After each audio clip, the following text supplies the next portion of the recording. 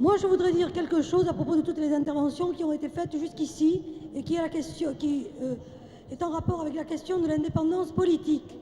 Il me semble que nous approuvons absolument tout ce qui a été dit par Domitilla, par Kate, par Nawal et en particulier maintenant par la camarade algérienne. Mais il me semble qu'il y a une chose que nous perdons de vue. Nous sommes en train de dénoncer l'oppression de classe, l'oppression impérialiste.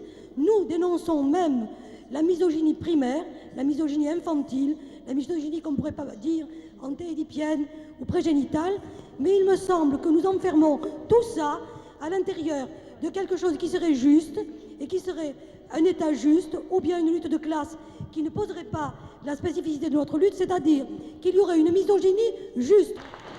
Victoire, je voudrais dire, enfin je suis très contente que tu parles de la Corse, je voudrais dire que réellement, je crois que nous devons répéter que quand les femmes font un mouvement de libération indépendant, elles ne divisent pas les luttes, elles les redoublent. Et elles les redoublent à l'infini. Cette idée qu'un mouvement indépendant de femmes, un mouvement de libération en France va appauvrir je ne sais quel parti, va diviser je ne sais quelle lutte de classe est une aberration. La lutte des femmes indépendantes est au sens strict une lutte de classe. C'est une lutte anti-impérialiste. Et quand un mouvement de libération de femmes se crée indépendant, ça redouble toutes les luttes du monde et toutes les luttes dans le pays. Je le redis, que les luttes de libération de femmes redoublent les luttes de libération nationale. Alors on pourrait avoir un long débat sur l'islam. Nous pensons fortement, et on pourrait avoir un débat là-dessus, que les religions sont misogynes. Toutes.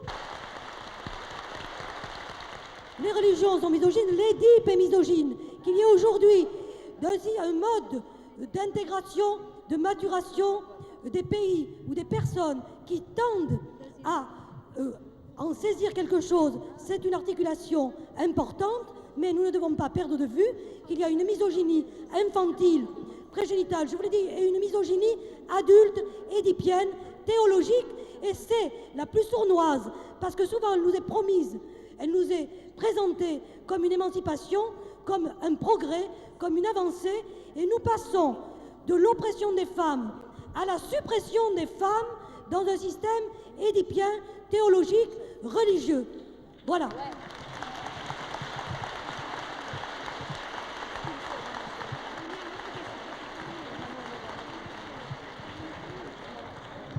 Les luttes de libération, qu'elles soient lutte de libération algérienne ou lutte de libération iranienne, ont toujours utilisé les femmes pendant la guerre, pendant la lutte, et ont toujours, une fois l'indépendance acquise, confisqué la lutte des femmes.